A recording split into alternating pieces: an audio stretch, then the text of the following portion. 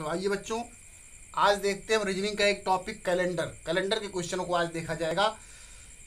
Calendar पे आपके 4 से 5 प्रकार के क्वेश्चन पूछे जाते हैं। हम सारे क्वेश्चनों को देखेंगे। ठीक, तो ये जो कैलेंडर है, पहले तो ये देखते हैं किसने बनाया इसको।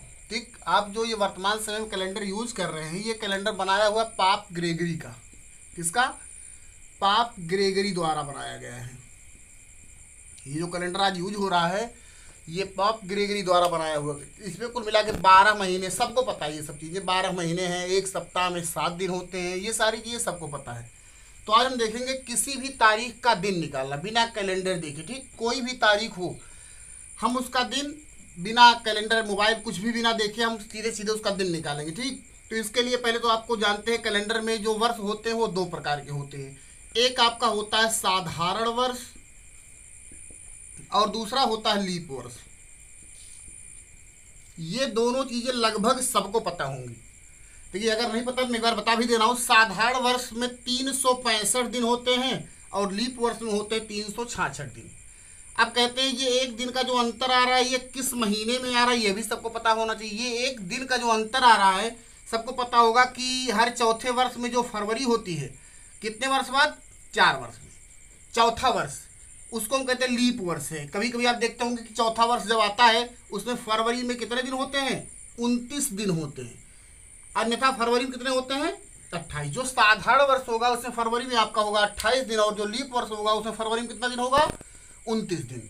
देखिए, साधारण वर्ष 4 से विभक्त नहीं होता है। जो आपका लीप वर्ष होता है वो 4 से पूर्णतः विभक्त हो जाता है। लेकिन इसमें कंडीशन है, अगर शताब्दी वर्षों की बात करें, जैसे सन 1200, सन 1300, सन 1400, इन सब की बात हम करते हैं, ये शताब्दी वर्ष है। तो शताब्दी वर्षों की कंडीशन में वह वर्ष लीप वर्ष होता है जो 400 से पूर्णतः विभक्त होता है। जैसे भी हमने तीनों लिखा है, तो सन 1200 की अगर हम बात करें, सन 1200 आपका लीप वर्ष था या साधारण वर्ष था?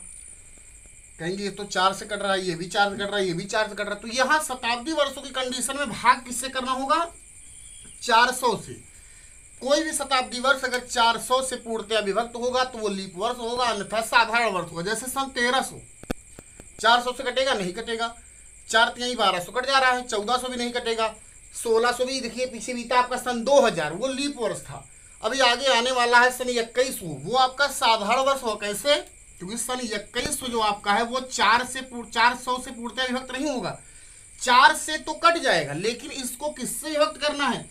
शताब्दी वर्ष जितने भी होंगे उसमें हम भाग करेंगे 400 से। चलिए आइए देखते हैं कुछ कि शताब्दी वर्ष, साधारण वर्ष जो भी होगा, ये आपको यही से समझ लेना है। ठीक, 4 से विभक्त होगा तो लीप वर्ष होगा, लेकिन शताब्दी वर्ष की कंडीशन में किससे विभक्त करना पड़ेगा? 400 से। ठीक, चलिए मैं आशा करता हूँ कुछ आपके समझ में ये चीजें आई होंगी। इसके पहले भी मैंने एक वीडियो बनाया था, उसमें मैंने इन सबको अच्छे से बताया था। ठीक, आज हम निकालेंगे किसी भी तारीख का दिन, वो भी आसानी के साथ। हमको ये कोड नहीं याद करना है।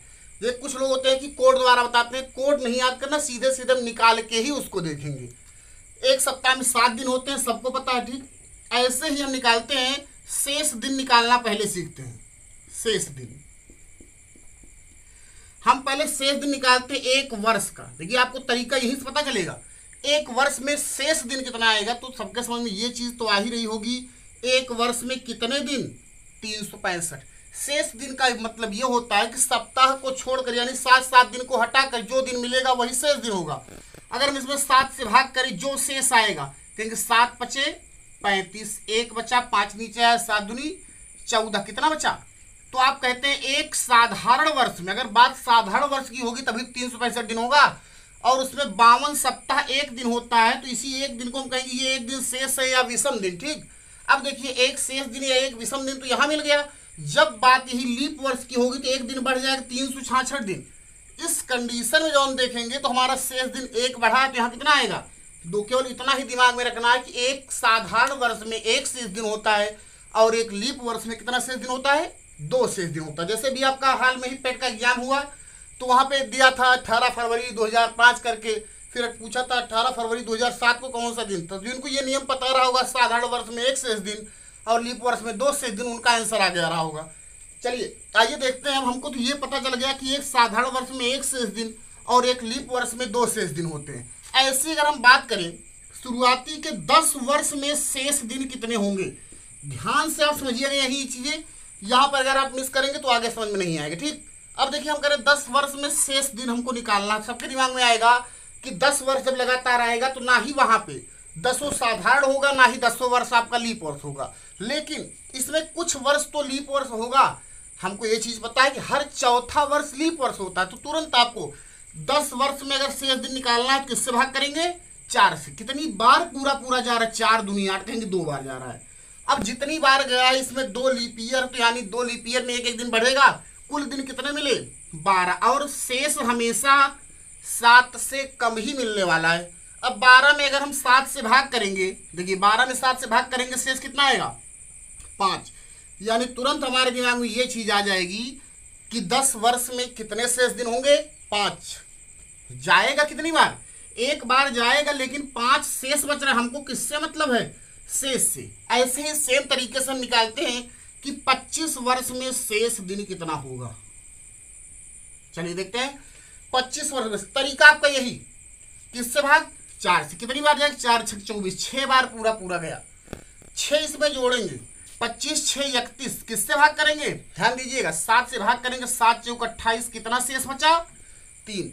ऐसे ही निकालते हैं हम 40 वर्ष का, किससे भाग पहले, ये दिमाग में प्रैक्टिस आप झटाझट करिए, कुछ करना नहीं इसमें, हमारा तो आंसर तुरंत आएगा। अभी हम शेष दिन निकालना केवल सीख रहे हैं। 4 से भाग करेंगे कितनी बार 10, 40 10 50, किससे भाग 7 7 49, कितना आएगा। ये जो आपका आंसर तुरंत आ रहा है शेष निकालने वाला, अगर आप प्रैक्टिस करेंगे तो कितना भी बड़ी दिया रहा है तुरंत हम निकालेंगे। ठीक, ऐसे ही देखते हैं 60 वर्ष का। आप 60 वर्ष का निकालिए, 4 से भाग करिए, कितनी बार जाएगा 15 बार, जोड़ेंगे 15 75, 75 में 7 से भाग करेंगे, 7 धाम में 70, शेष कितना आएगा 5। चलिए ऐसे ही और देखते हैं हमको निकालना है 90 वर्ष में शेष दिन कितना होगा। 90 वर्ष में शेष दिन कितना होगा, निकालिए तुरंत। देखिए 90 वर्ष पहला काम 4 से भाग 22 बार जाएगा, 22 चौक 88, 90 में 22 जोड़ेंगे 112, किससे भाग 7 से। 16 7 112 होता, पहाड़ा भी याद होगा आपको। अगर 16 7 112 हो रहा है, यानी ये पूरा पूरा कट जा रहा है, तो 90 वर्ष में शेष दिन कितना आएगा 0 आपका आएगा। चलिए आगे देखते हैं। अब ऐसे निकालना है हमको 100 वर्ष में शेष दिन। जब बात हम 100 वर्ष की करेंगे तो पहला काम इसमें किससे भाग 4 से, कितनी बार गया 25, यानी 100 वर्ष में हम जो 4 से भाग कर रहे हैं हमको लीप ईयर की संख्या ही तो मिल रही है। यानी अब यहां से ये देखेंगे 100 वर्ष में कितने लीप ईयर हमको मिले, 100 वर्ष में कितने लीप ईयर, कहेंगे 25 लीप ईयर। ठीक, अब देखिए 25 लीप ईयर होगा, लेकिन 100वां वर्ष आपका कैसा वर्ष है, साधारण वर्ष है। अगर 100वां वर्ष हमारा साधारण वर्ष है तो क्या इसमें 25 लीप ईयर होंगे, नहीं होंगे। इसमें लीप ईयर कितने मिलेंगे 24। यही ध्यान में रखना है, क्योंकि जब सन 100 आया तो याद है आपका शताब्दी वर्ष। शताब्दी वर्ष को किससे विभक्त करना होता है 400 से। क्या सन 100 400 से कटेगा, कहेंगे नहीं कटेगा, इसलिए इसमें लीप वर्षों की जो संख्या मिलेगी वो कितनी मिल जाएगी 24, यानी आपका यहाँ पे जो योग आएगा 125 ना होके कितना आएगा 124।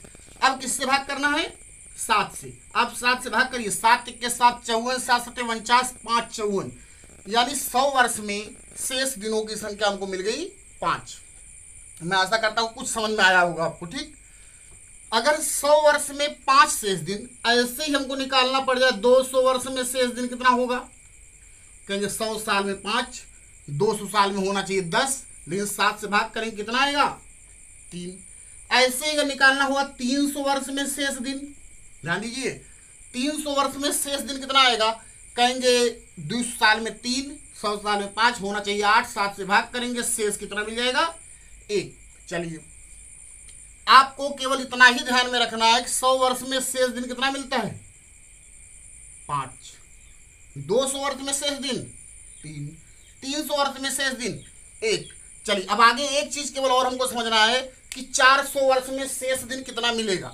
निकालिए तुरंत 400 वर्ष में शेष दिन, कोशिश करिए। देखिए 400 वर्ष की जब हम बात करेंगे तो अभी हमने देखा कि 300 वर्ष में आया था 1, अब आगे 100 साल और बढ़ रहा है, लेकिन जब 100 साल बढ़ेगा तो वो सन 400 हो जाएगा, और 100 वर्ष में कितना होता है 5। लेकिन ध्यान में यही रखना, जब सन 400 की बात होगी तो ये 400 से कट जाएगा, इसलिए इस वाले 100 में कितने लीप ईयर मिलेंगे? 25, यानी आपका एक दिन एक्स्ट्रा होगा, एक दिन एक्स्ट्रा होगा। अब इसको जोड़ लीजिए, कितना हो रहा है?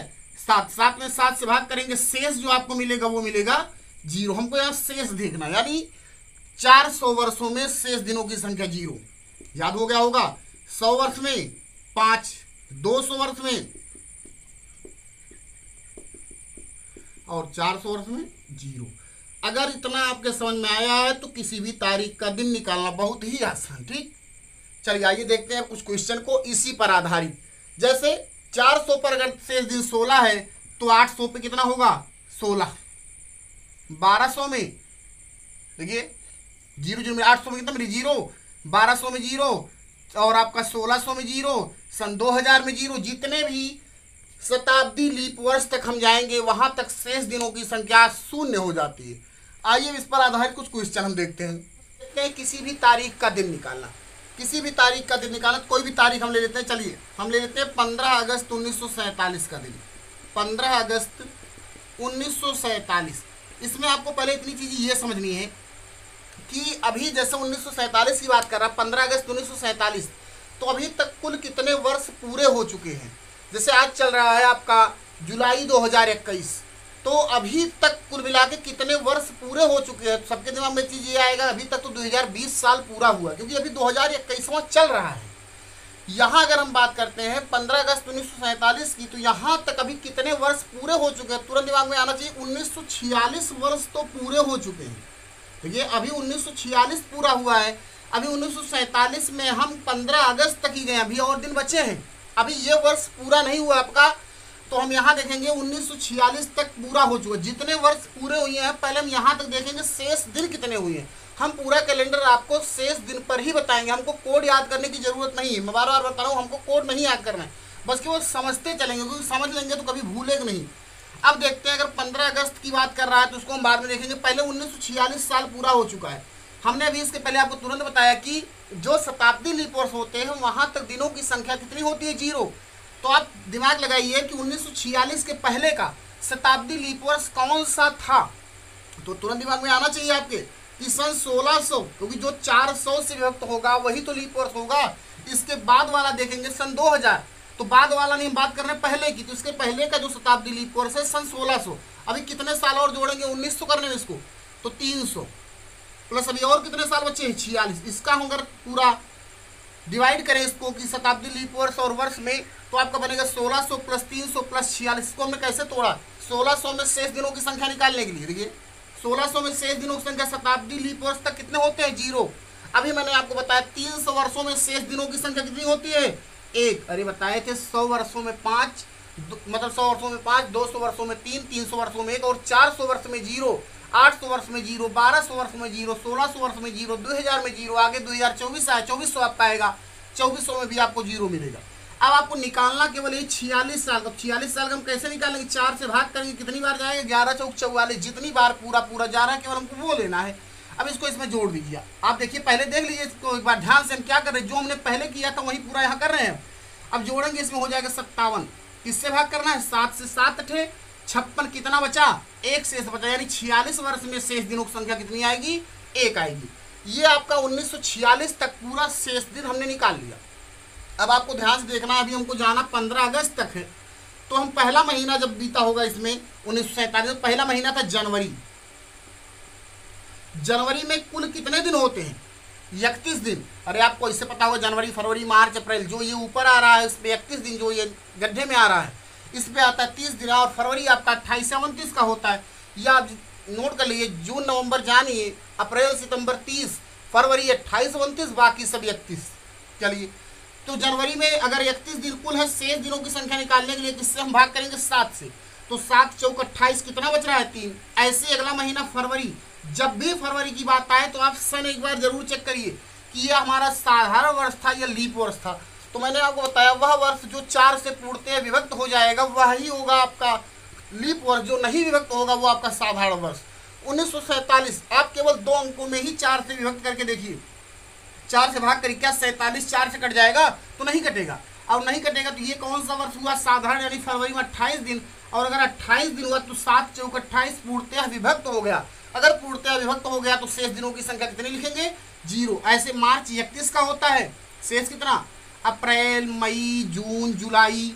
अब हम कहाँ तक जा रहे हैं? केवल 15 अगस्त तक। अगर हम 15 अगस्त की बात करें तो 15 में अगर हम 7 से भाग करेंगे तो 7 दूनी 14, कितना बचेगा? 1।